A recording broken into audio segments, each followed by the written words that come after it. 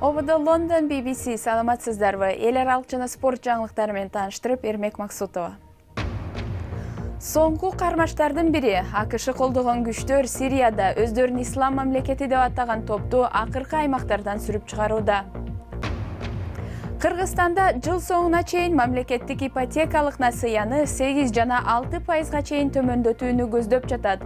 Бул долбоор канчалык натыйжалуу иштеп жатат? Кытайда эшектин этине болгон суроо талап өсүп, Кенияда эшектер көп уурдалып жатканы айтылууда. Им тобу бир учурда Сирия жана Иракта ири аймактарды башкарып келген. Эми болсо Им тобунун жүздөгөн мүчөлөрү чакан аймактарда камалды. Экстремисттер Сириядагы Багус шаарында АКШнын колдоосуна таянган күчтөрдүн курчоосунда турат. Бул согушкерлерге каршы акыркы чабуулдардын бири болуп калышы мүмкүндүгү айтылууда. Чабуул ийгиликтүү болсо, өздөрүн ислам мамлекети деп аталган топ жок болот.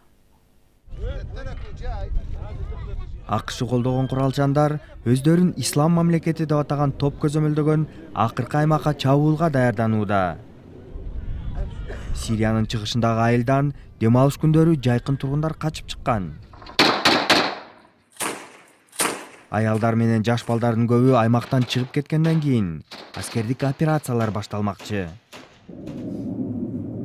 Сириянын демократиялык күчтөрү 600гө чукул тажрыйбалуу согушкерлер менен салгылашат. Аскердик операциянын алдында эки олуттуу көйгөй пайда болду. Биринчиден, экстремисттердин акыркы чебинде эң мыкты согушкерлер калды.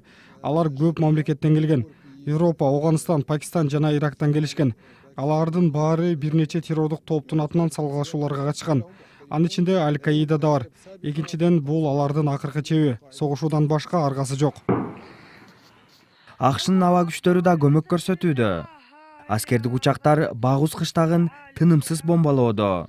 Учурда экстремисттер айылдагы 2 көчөнү гана көзөмөлдөйт деп айтылууда. Өздөрүн ислам мамлекети деп атаган топ 4 жыл мурун Сирия менен Иракта көп аймактарды өз колуна алган. Бирок Орусия менен АКШ колдогон күчтөр экстремисттерди бул аймактардан сүрүп чыгарышты. Бир учурда халифат жарыялаган экстремисттик топ азыр чакан Багус кыштагында курчоодо калды. Өздөрүн ислам мамлекети деп атаган топтун лидери Абу Бакр Ал-Багдади 2014-жылы халифат жарыялаган. Ал бир нече ай мурун Багус кыштагына келгени айтылууда. Ал-Багдади азыр каякта экени белгисиз. Ал тапта кыштактан жайкын тургундар дагы деле качып чыгууда. Алар коопсуз аймакка чыкты. Багус экстремисттердин акыркы чеби, бирок Им тобунун уйкудагы ячейкалары эч жака житип кеткен жери жок. Топтун согушкерлеринин дагы деле террордук чабуулдарды уюштурууга мүмкүнчүлүгү бар. Кыргыз өкмөтү жыл соңуна чейин мамлекеттик ипотекалык насыяны 8 жана 6% чейин төмөндөтүүнү көздөп жатат. Өкмөттүн бул долбоору мындан 4 жыл мурун ишке кирип, аз айлык менен турак жайга жетпей жүргөндөрдү колдоо максаты болгон. Бул долбоор канчалык натыйжалуу иштеп жатат? Кабарчыларыбыз иликтеп келди. Нуриза Болотбекова Борбордо батирде жашап, жетер жетпес айлыгына кайыл болуп мектепти таштап кетпей, иштеп жүргөн жүздөгөн агартуучулардын бири. Бул мектепте ошо 10 жылдан бери психолог болуп иштейм. Квартирада жашайм азыр. 3 балам бар. Айлыгым 11 000 сом. Андан кийин квартирага төлөгөн акчабыз эле 8 000 сомду төлөйбүз да. Свети бар, жана коммунальный услугалары баарын кошкондо ошондой кетип калат. Андан аркы акчаны өзүңүз көрүп атасыз. Анчалык деле эмеге жетпей калат да. Нуриза сыяктууларга өкмөттүн турак жай менен камсыздоо программасы чоң үмүт берген эле. Бирок анын шыр эле иштеп кетпей, каржылоо жагынан аксап жатканы мурдагы кубанычтарга суу сепкендей болду.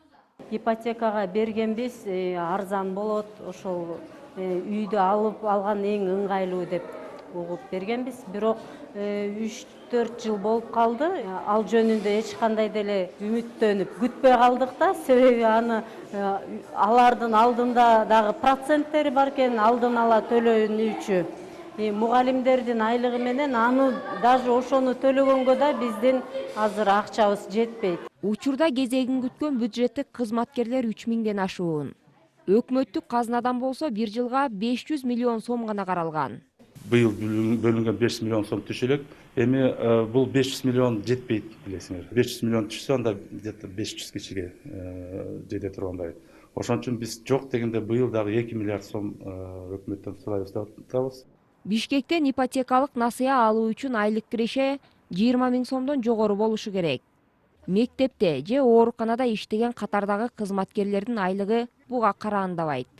Мугалимдердин көбү эле квартирада жашаган, балдары жаш, үй бүлөлөр көп, алдын ала төлөмү жок эле ошо ипотекага биз азыркы квартирага төлөп аткандай эле кылып ушундай шарт түзүп берсе, аябай жакшы чоң жардам болот эле мамлекет тараптан.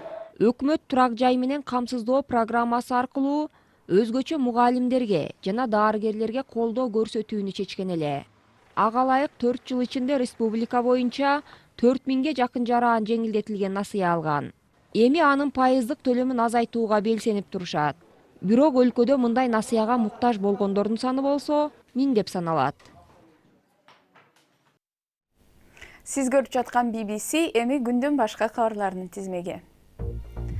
Чанда кезиккен кара леопард бир кылымдан кийин Кенияда табылды. Жаныбарды Кениядагы Лайкипа коругунда иштеп жаткан окумуштуулар тымызын камерага тартып калган. Кара пантера, кара леопард же ягуар деп аталып келген бул жаныбар эркек болушу мүмкүн жана көлөмүнө караганда 2 жашта деп болжошту окумуштуулар. Филиппинде президент Дутертени катуу сындап келген гезиттин башчысы өлкөнүн баш калаасы Маниланын түрмөсүндө камакта жатып бүгүн кое берилди. Rappler аттуу маалымат агенттигинин башчысы Мария Ресса мындан 7 жыл мурун жалган жала жапканы үчүн камакка алынган. Дутертени өкмөтү агенттикке каршы бир нече соттук иштерин баштады. Марска миссия менен кеткен Opportunity же мүмкүнчүлүк деп аталган марсоход расмий түрдө миссиясын аяктады. Роберт Марска 15 жыл мурун жөнөтүлүп, кызыл планетада суюктук бар экендиги маалымдаган. Өткөн жылдын июнь айынан бери робот бороонго кабылып, андан бери дайынсыз болуп жаткан. Эки тарапка тең зыян алып келген соода согушун токтотуу максатында АКШнын жана Кытайдын өкүлдөрү 2 күнгө созулчу жолугушуусун баштоодо. Дүйнөнүн 2 ири экономикасы ортосунда сүйлөшүүлөр жигердүү өтүп жаткандыгы тууралуу маалымат бар. Кытай президенти Си Цзиньпин АКШ делегациясы менен жолугаары күтүлүүдө. Дональд Трамп келишимге келүүгө дагы 60 күн берерин айтты. Эки өлкө миллиарддаган долларга тете салыктарды көтөрүп койгон. Индия расмийлери ууланган ичимдик ичип 74 киши каза болгонун жана ондогондор бейтапканада жатканын маалым кылды. Бирок көз жумгандардын саны мындан да көбүрөөк болушу мүмкүн деп болжонууда. Индиянын жакыр аймактарында арзан, колго жасалган алкоголь ичимдиктерине күчтүүрөөк болсун деп зыян деп эсептелген метанол заты кошулат. BBC хинди кызматынын Фейзал Мохаммед Алинин баяны.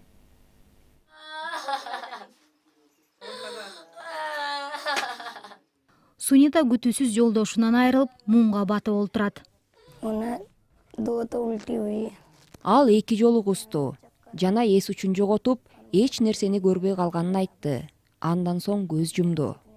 Бул окуяга чек аралаш Уттар Прадеш аймагынын жана Уттарахандын тургундары маң болгон абалда калышты. Бирок бул жасалма алкоголдук ичимдиктен каза тапкан жалгыз учур эмес. Бул бейтапканада көптөгөн адамдар даарыланууга алынып келинген. Көп адамдардын көзү көрбөй калды.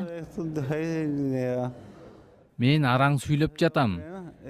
Эч нерсени көрбөй жада калса так сүйлөй албай калдым. Бир аптада эле бул жерден ондогон бейтаптар даарыланып чыкты. Жасалма арак кан менен аралашкандан кийин дароо таасир берет. Ичимдикте метанол көп болсо, ал мээге, боорго, бөйрөккө жана көрүү органыбызга жооп берген нервти жабыркатат. Жыйынтыгында адам сокур болуп калат. Бийлик жакындарын жоготкон үй бүлөлөргө 2000 доллардан кенемде төлөп берерин билдирди. Полиция бул аймакта эле миңдеген литр мыйзамсыз алкоголдук ичимдикти колго түшүрдү. Бирок алкоголдук ичимдиктерди мыйзамсыз түрдө ташып келүү улана берсе, каза болгондордун саны дагы өсө берет. Кениянын элет жерлеринде күнүмдүк турмушта эшектердин ролу зор. Алар отун, суу ташууда колдонулат. Бирок Кытайда эшектин терисине жана этине болгон суроо талап өскөндүктөн Кениядагы эшектердин көп санда союлуп жатканы маселе жаратып келет. Баасы кескин көтөрүлгөнүнө карабай, эшектер көп сатылып жатканы жергиликтүү калкты жаныбарлар жакында калбай калат деп кабатыр кылууда. Чыгыш Кениядагы Китиоко кыштагы. Бул жерде жергиликтүү тургун Фелиустус Муикали сүйүктүү эшеги менен эртеден бери кардардын үйүнө мүшөктөп кум ташууда. Фелиустус мына ушинтип жан багып келет. Так санын айтуу кыйын болсо да, ал өзү жашаган аймакта эшек уурдагандар көбөйүп жатканын айтат. Андыктан алар эшектерин ар дайым кайтарууга мажбур. Башка көптөгөн айылдык аялдар сыяктуу эле Фелиустуста эшекке болгон суроо талап өсүп, баасы көтөрүлгөнгө карабай өз эшегин саткысы келбейт.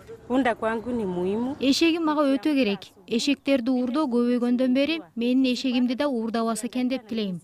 Эртең менен ойгонуп эшегимди короодо көргөндө абдан сүйүнөм. Себеби ансыз ишим жүрбөйт. 2017-жылы эшектин этин адамдар колдонсо болот деген мыйзам чыккандан кийин Кенияда эшектердин баасы өсүп кеткен. Мурда бир эшекти болжол менен $50 сатып келсе, эми анын баасы 4 эсе жогорулады. Соода лицензиялары экспорт үчүн гана берилет. Негизги кардар бул Кытай. Керек болсо эшектин териси да абдан баалуу. Себеби Кытайда аны дары жасап чыгарууда колдонот. Бирок бул аялдар эшектерди өлтүргөндөргө, аны сатууга каршы күрөшүүдө. Ал тургай алар өздөрүнүн баалуу жаныбарын коргоо үчүн аялдар тобун түзүшкөн. Биз эшектерди союуга каршы экендигибизди билдирдик. Эгер алар биздин эшектерди кырып бүтүшсө, биз кантип жан багабыз? Эшектерди коргогон Брук Чыгыш Африка аттуу уюмунун айтымында Кенияда күнүнө 1000дей эшек союларын аныкташкан. Эгерде ушундай өлчөмдө эшектерди союу улана берсе, жаныбарлардын жоголуп кетүү коркунучу бар. Касапчылардын суроо талабына жооп бергидей бизде жетиштүү эшектер жок. Эшек маселеси Кенияда башталышы мүмкүн. Бирок көз карандысыз уюмдардын маалыматы боюнча, эми суроо талапты орундатуу үчүн эшек менен аткезчилик кылгандар Эфиопияга чейин жетүүдө. Жаңылыктардын соңунда жоголуп кетүү коркунучунда турган эки бала маймылды көрсөтөбүз. Бул эки кичинекей маймыл Кытайдын түштүгүндө куткарылды. Болгону 1 ай болгон эки макака Юнан провинциясында чек арада кармалган. Аларды аткезчилер мыйзамсыз түрдө алып кетип бараткан экен. Коркуп калган эки бала маймыл азыр тамакты жакшы жеп, ойноп калыптыр. Эки кичинекей чоңое түшкөндө жапайы жаратылышка кое берилет экен. Сиздер менен мен Эрмек Максутова болдум. Саламатта калыңыздар.